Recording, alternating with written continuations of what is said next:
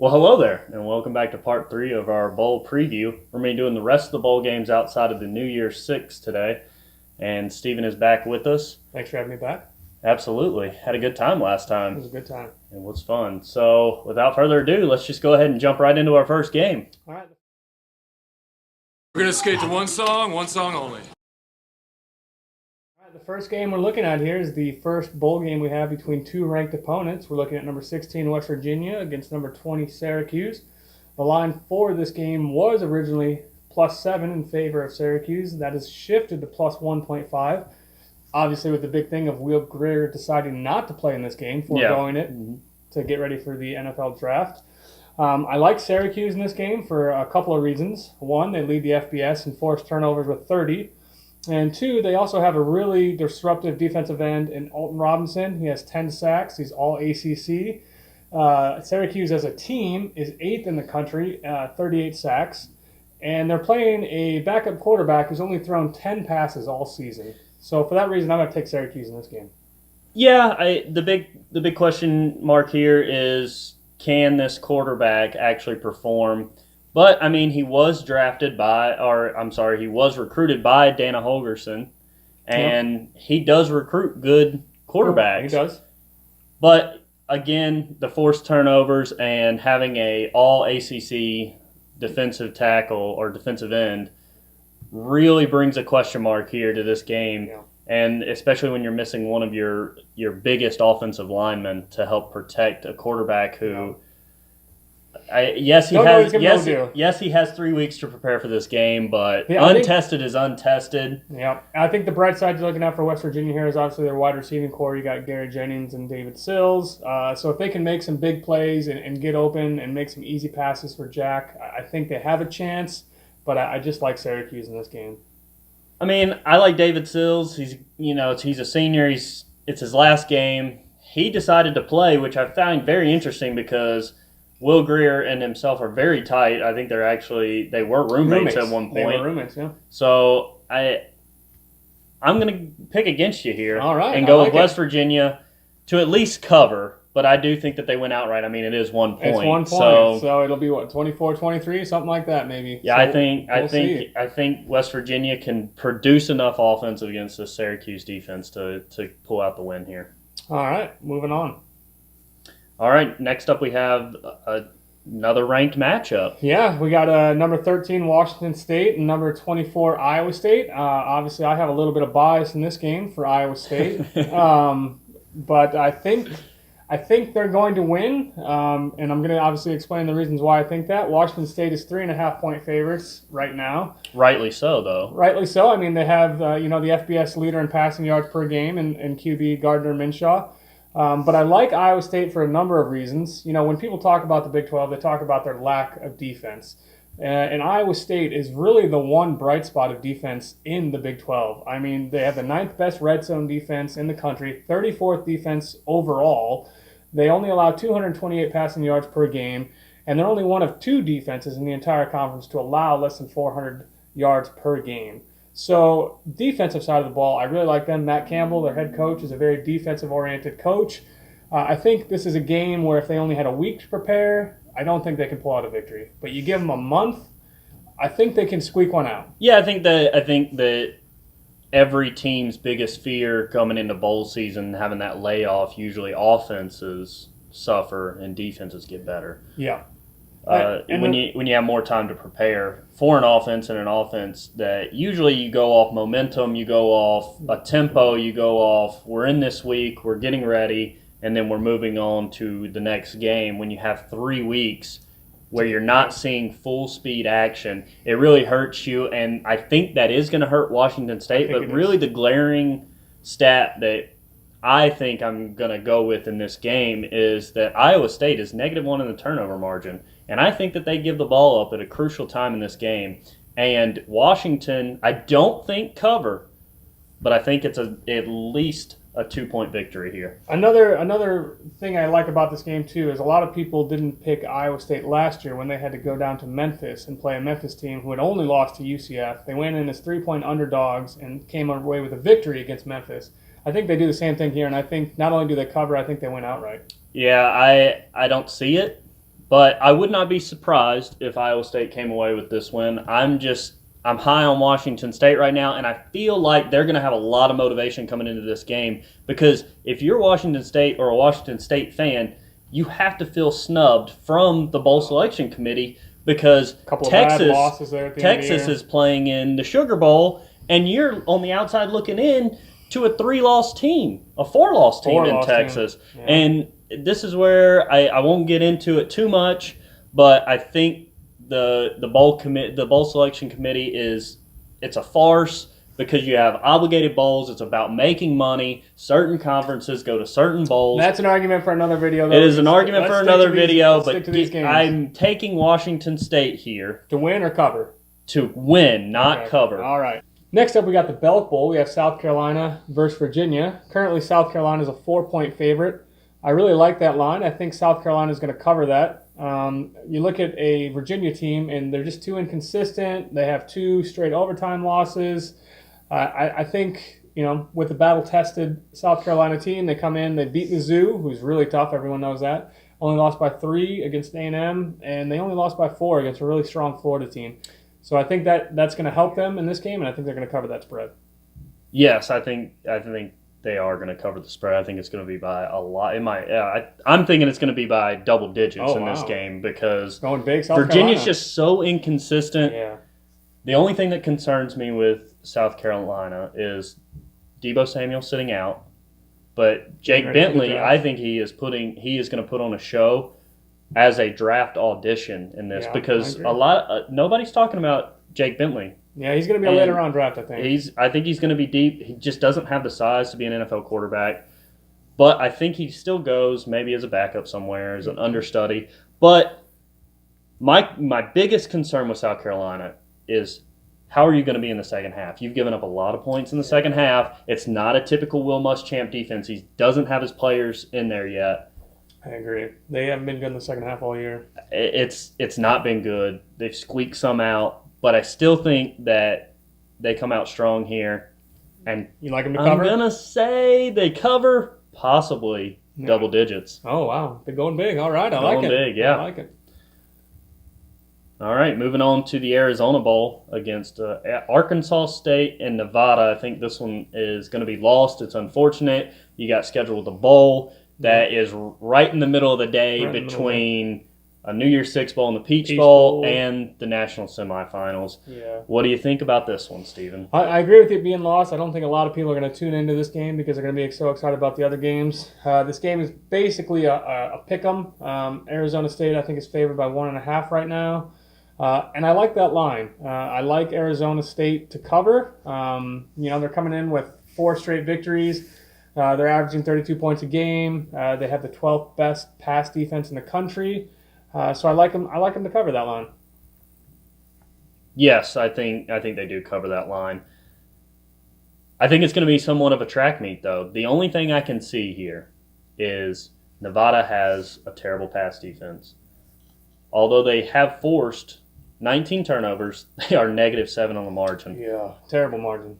I think that it's going to be a couple turnovers. Yep. I think that's going to decide the game here. I think so. And Arkansas State, they are +5 in the turnover margin.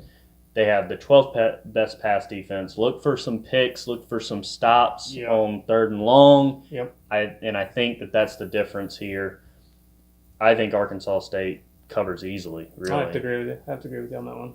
All right, moving on to the Military Bowl with Cincinnati and Virginia Tech, and surprisingly, Cincinnati is getting no respect in this game. No respect. I don't understand that. There's currently no line on this game in Vegas, which I just don't understand. I would think Cincinnati would be favored by at least 4 or 5. I mean, they're coming in, have 10 wins. Virginia Tech just hasn't looked good. They had to win their last 2 to even become bowl eligible, so they barely even squeaked into the bowl market. So I just don't understand this line. I like Cincinnati by 10 or 11, I think.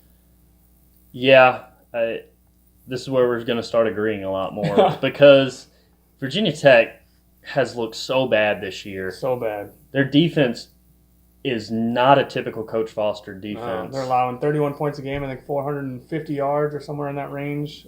They don't look good. They do not look good, but kudos to them for having now, after my Florida Gators, kept Florida State from extending their bowl streak. They now are in possession of the longest bowl streak in the nation, but that does not help you in the bowl game. Against a team, especially against a team like Cincinnati. I agree. They looked good against UCF. They had them on the ropes. Should have beat them. Yep. But didn't, and that's okay. They had the 7th best scoring defense in the country, only allowing 16 points a game. I mean, their third down defense and third down offense is top 10 in the country. I just don't see any way Virginia Tech wins this game. I agree. I think that Cincinnati rolls in this one. I agree. To be honest. By 10 plus, I think. Yes. All right, moving on to the Sun Bowl, which is typically, it's one of those bowls that people forget about it. People forget about, but it's typically a really good bowl. The last few years I've tuned into it. It's been, not necessarily a lot of defense play, but a lot of good offense. Not sloppy. A lot of good offense. I mean, you look at the two teams we have here. We have Stanford and Pitt, and Stanford's almost favored by a touchdown right now, which is understandable. I mean, they have 4 losses, but, all 4 of them have been against ranked opponents. But then you also look at Pitt on the other side of the ball. I mean, they have 6 losses, 3 of them against undefeated opponents, and then another one against a ranked Penn State team. Of course, they do have those 2 bad losses against Miami and North Carolina. But I think this is just going to be a really good bowl game. Bryce Love, we don't know the status, if he's going to play yet or not. I don't think he's decided if he's going to forego and maybe enter the draft. Plus, he's had some injuries this year. He hasn't looked like the Bryce Love, obviously, from last year. So this one was a really tough one for me. I think Pitt covers the line, but I think Stanford wins. Yeah, I can't figure out this game. I've looked at some stats. The question is, what Stanford team are you going to get? Are you going to get a team? Are you going to get a Costello who can pass the ball? Or are you going to see one that went into South Bend and I mean, just looked awful. Atrocious. Really looked awful the latter half of the season. Mm-hmm. I don't like Stanford to cover here. Like you said, Pitt is one of those teams that you don't know what you're going to get out of them. I mean, like I said, they're 6-6. All 6 of their wins have been against bowl opponents. They're all in the bowl games, and they have 4 losses against very good teams, and then 2 losses against very bad teams. I agree, and one of the things here, this might break out into a track meet between the 2 running backs. If Bryce Love does decide to play, he might have a breakout. And, Quadre Wilson, we just don't know. He's averaging somewhere over 6 yards a carry. Oh, and you have another back in Darren Hall who has over 1,000 yards. Pitt might be able to control the clock in this game, and they might be able to win. I am picking Stanford to win outright, but they don't cover. I agree. I don't think they cover. I like Pitt to cover the spread, but if we're going outright, I think Stanford gets that. All right, moving on to the next bowl, onto the Redbox Bowl, which Redbox has enough money to sponsor a bowl? I guess they're doing really well in their rentals. Well, we have Michigan State as a 3-point underdog. 3-point underdog against Oregon, which these teams actually have a lot of history together because they played a home-and-home series a couple seasons ago. Mm-hmm. And both teams have kind of not done good since then. They haven't. Again, this was another one I was looking at, and it was just really tough. It depends which team is going to show up. I like Oregon in this game. Like I said, they're 3-point favorites. I know Michigan State's coming in with the number 1 rush defense, the number 13 overall scoring defense, but their offense has just been abysmal. Oh, it's been bad. It's been bad. The one bright spot here is they get L.J. Scott, their star running back. He's going to be playing in this game, but he's coming off an injury, so we don't know how he's going to be able to do. And obviously, Oregon's known for that high-flying offense. They average somewhere in the district of, I think, 37 or 38 points a game. I just don't see, even if Oregon puts up 30, I don't see where Michigan State's going to get their offense. Well, that's the big thing here is you can play great defense, but at some point you have to put points on the board. Points. Again, especially against an Oregon offense. And when you average a season with less than 20 points per game. Just terrible. And what I've seen out of Michigan State in several games that I watched this year is that Michigan State, they have no problem getting into the red zone. They just can't score. They cannot score. They don't have a kicker to put field goals up on the board. They don't have a big target to throw to. And they don't have a big target to throw to. Yep. Their quarterback is incredibly inconsistent when the field shrinks. Yep. I like Oregon in this one, and I like Oregon. I think they're even going to cover. Yeah, they're going to cover, I think, the 3 points. And again, I think that's one of those games that where if somehow Michigan State defense can't keep them in it, Oregon's going to put up a lot more than. Well, all it takes is Michigan State to turn the ball over when they're on their own side of the field, and your defense can only do so much after that. Absolutely. I like Michigan State to lose this game by a lot. I like what you did there. All right, moving on, which is a game that I like. I like this game. I was at this game last year. We have a old school rivalry. We do. Big 12 showdown between Mizzou and Oklahoma State. Mizzou is favored by 8 in this one, and that's a lot. It is a lot. It is but a lot. Mizzou plays pretty decent defense. They do play good defense. And Drew Lock scores in bunches. He does do well. Looking at this game, we're just going to get right to it. I like Mizzou to win, but I don't think they're going to cover 8 points. We're looking at an Oklahoma State offense that plays in the Big 12, which is known for their offense. So Oklahoma State, they put up points. Plus, they have an actual decent defense for playing in the Big 12. They have the 7th best red zone defense in the country. So I think that's going to come into play in this game. Obviously, you're looking at Mizzou. They've played a really tough schedule. They beat Florida, lost to Kentucky on that last second play. So Mizzou knows how to win games, or at least keep them really close. So I think they do win, but I think Oklahoma State covers this 8-point spread. That's big. Yeah, and debatably, Mizzou should be playing in a lot bigger bowl than they're playing in. Yeah. They really should only have 2 losses on the season. They should have beat Kentucky. They had them on the ropes. You can't allow that to happen.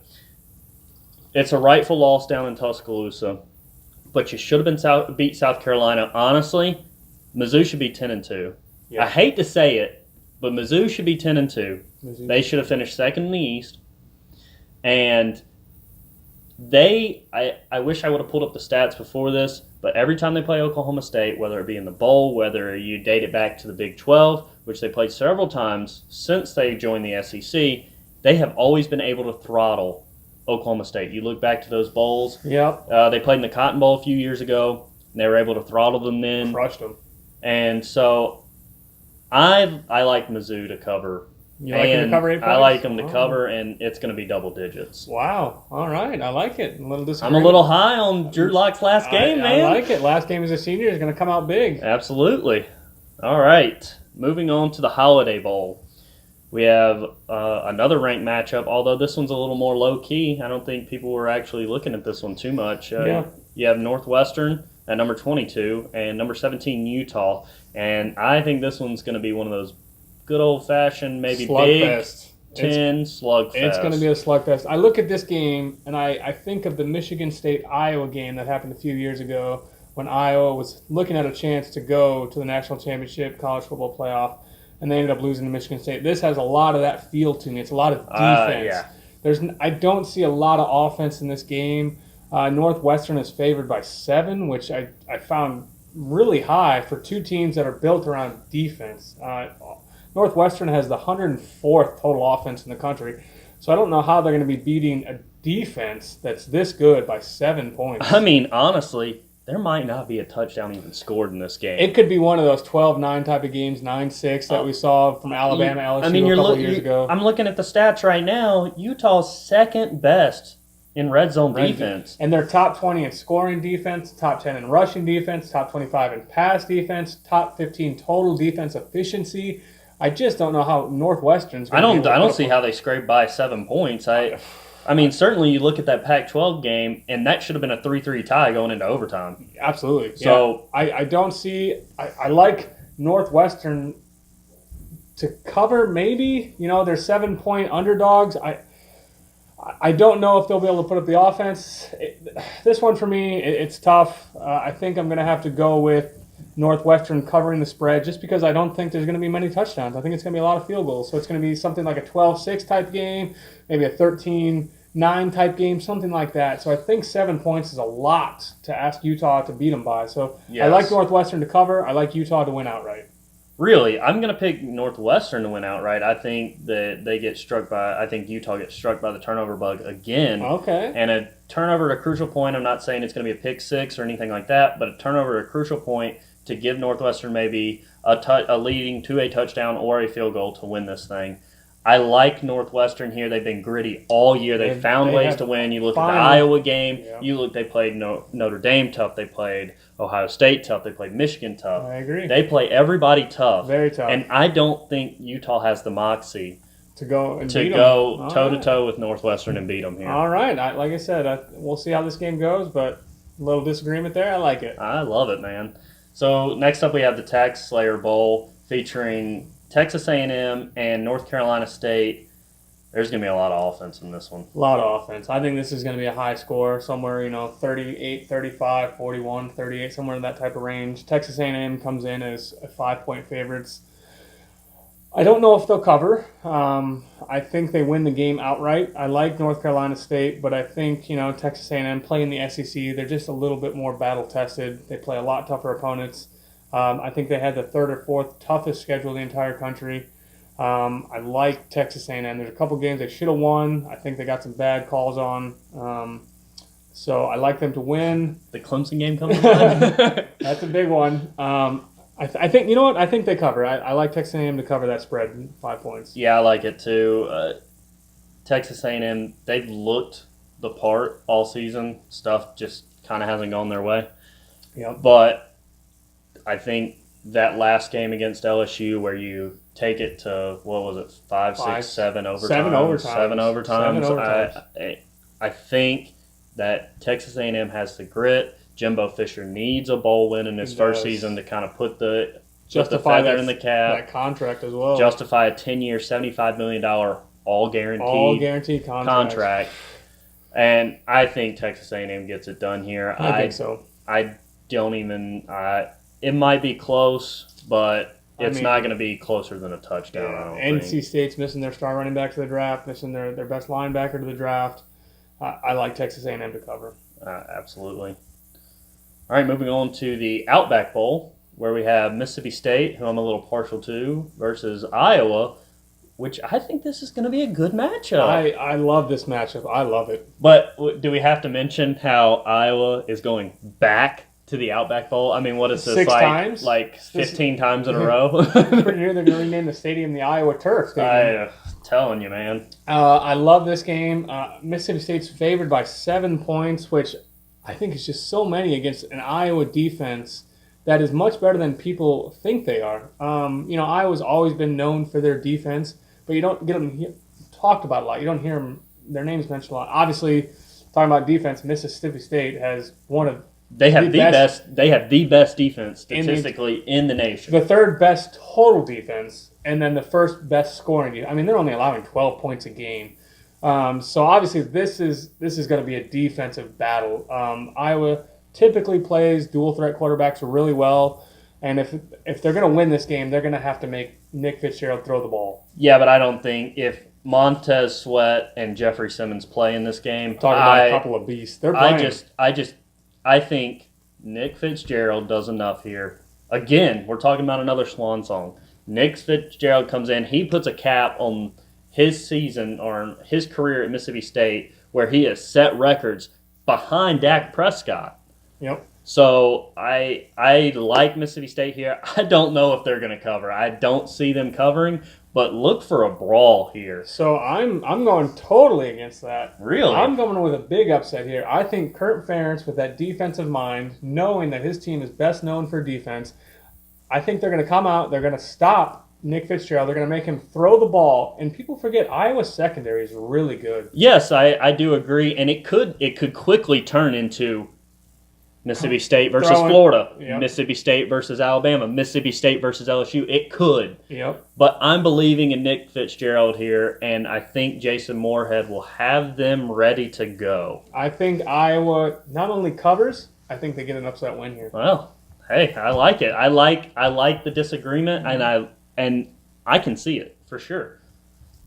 All right, moving on to our last bowl of this part, the Citrus Bowl featuring number 14 Kentucky versus number 12 Penn State, and Penn State's favored by 6.5. Yeah, I don't get that. I mean, I think Kentucky comes in with a little extra motivation because I mean you were technically in the running for a New Year's Six bowl, and the college football playoff committee ranked you accordingly to where you wouldn't get one. So if you're feeling like Kentucky, you're definitely feeling a little snubbed right now. It doesn't look like Kentucky's defense is getting any respect from Vegas here, which is kind of surprising considering they had the 8th best scoring defense in the country. They have one of the best linebackers in the country. And, they're going for 10 wins. First time in, 30-plus years. Oh, yeah, I mean, Kentucky's going to be coming in with a lot of motivation in this game. I like them outright to win this game. Penn State's just struggled too much this year. They only put up 17 against Michigan State, 22 against Wisconsin. I don't think they're going to do really well in this game. No, I don't think so either. I look for Terry Wilson to kind of be the game changer in this one. He does just enough to give Benny Snell the lanes and the opening holes that he needs in this one. I just think that we've seen it too many times. Penn State has struggled with good defenses.